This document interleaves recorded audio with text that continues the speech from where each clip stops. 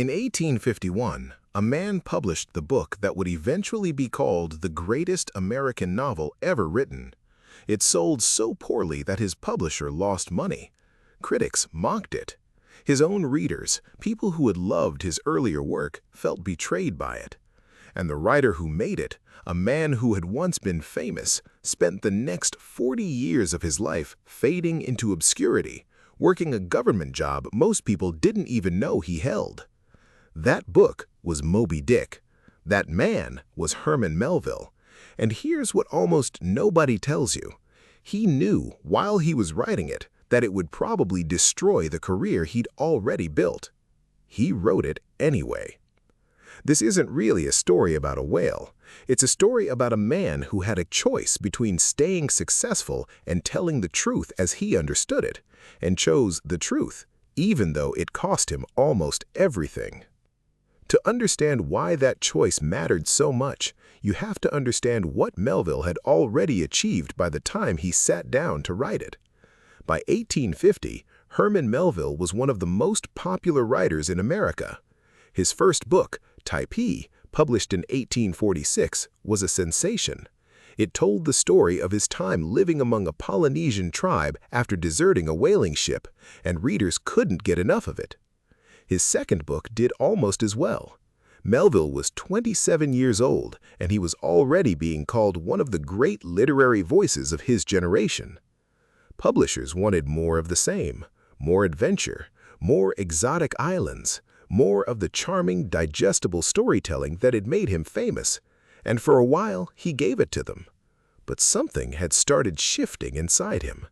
In August 1850, he met a man who would change the direction of his entire career. Nathaniel Hawthorne, already respected as a serious literary writer, had just moved near Pittsfield, Massachusetts, not far from the farm Melville had just bought. The two writers became close, almost intensely so. Melville later wrote Hawthorne letters so full of intellectual passion that scholars still debate exactly what that friendship meant to him. Hawthorne showed Melville something. He showed him that fiction could carry real philosophical weight, that a novel didn't just have to entertain, it could interrogate good and evil, fate, obsession, the darkest corners of human nature. Melville had already been working on a fairly conventional whaling adventure novel. After meeting Hawthorne, he tore it apart and started again. He was living at a farmhouse called Arrowhead in Pittsfield, Massachusetts, and from his study window he could see Mount Greylock in the distance, its long, low shape rising out of the landscape like the back of a whale breaking the surface. He wrote facing that mountain almost every day for over a year. The material he was reworking wasn't invented from nothing. Melville had spent 18 months in 1841 and 1842 as a common sailor on a whaling ship called the Acushnet, and he knew the brutal, grinding reality of that work firsthand. The blood, the boredom, the danger, the strange floating world of a ship that didn't touch land for years at a time. But there was something else, a real historical event that gave the book its terrifying core. In 1820, a whaling ship called the Essex had been rammed and sunk by an enormous sperm whale in the middle of the Pacific Ocean, deliberately, twice. The surviving crew drifted for months in open boats. Some of them didn't survive the journey. Melville had read the first mate's account of the disaster, and it haunted him. A whale that seemed to attack with intention, a whale that seemed to know exactly what it was doing. There were also rumors of a real albino sperm whale, known to sailors as Moby-Dick, that had reportedly survived dozens of harpoon attacks and killed multiple whalers over the years. Melville folded all of it together, the real disaster, the real white whale, his own memories of life at sea, and something much stranger than an adventure story began to take shape. The book grew longer, stranger, more digressive. It stopped behaving like the popular novels that had made Melville's name. It included entire chapters that read almost like scientific essays on whale anatomy, on the history of whaling, on the color white itself, and everything it could symbolize. It shifted narrative voice without warning. It let its narrator, Ishmael, nearly disappear for long stretches while other characters took over. By any commercial standard of 1851, it was doing almost everything wrong. Melville knew this. In a letter to Hawthorne while he was still finishing the manuscript, he described the book as something that had been broiled in hellfire. He wasn't writing something safe, and he wasn't writing something designed to sell. He was writing something he needed to write, whether or not anyone else understood it.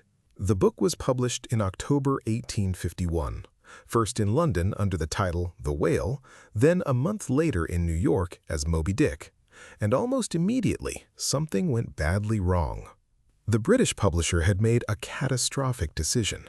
To save money, or possibly by accident, the British edition left out the novel's brief epilogue, the short final passage that explains how Ishmael survived to tell the story at all. Without it, the entire novel appeared to end with every character dead, including the narrator. British reviewers, confused and irritated, tore the book apart. How could a dead man have narrated hundreds of pages? It seemed like a basic, embarrassing failure of craft. Nobody in London realized it was a printing error, not Melville's mistake. The American reviews weren't much kinder. Some critics respected the ambition, many more called it bloated, incoherent, and self-indulgent.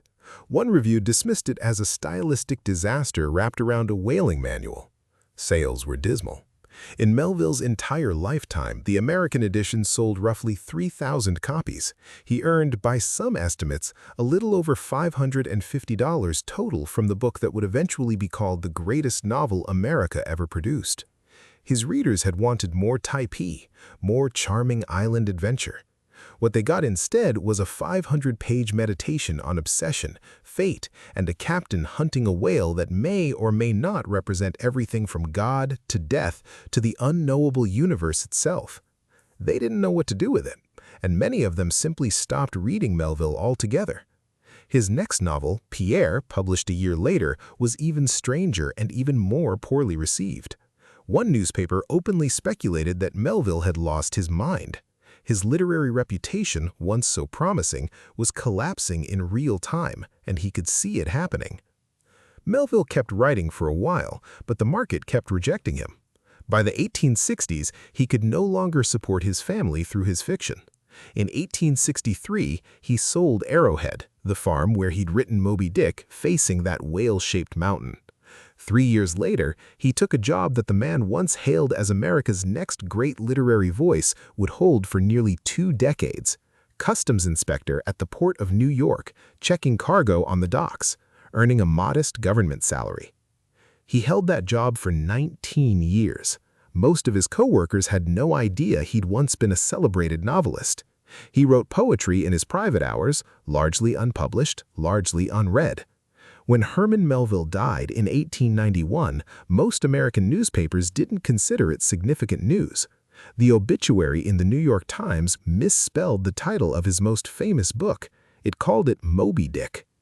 For almost 30 years after his death, Moby-Dick was treated as a curious, mostly forgotten failure, an ambitious mess by a writer who never lived up to his early promise. Then, starting around 1919, the centennial of Melville's birth, something began to shift. A small group of literary critics and scholars started re-examining his work, and this time they read Moby-Dick differently. They saw a novel decades ahead of its time, formally daring, philosophically fearless, willing to break every rule of the popular fiction that had made Melville famous in the first place. What 1851 readers had experienced as chaos, 1929 readers began to recognize as vision.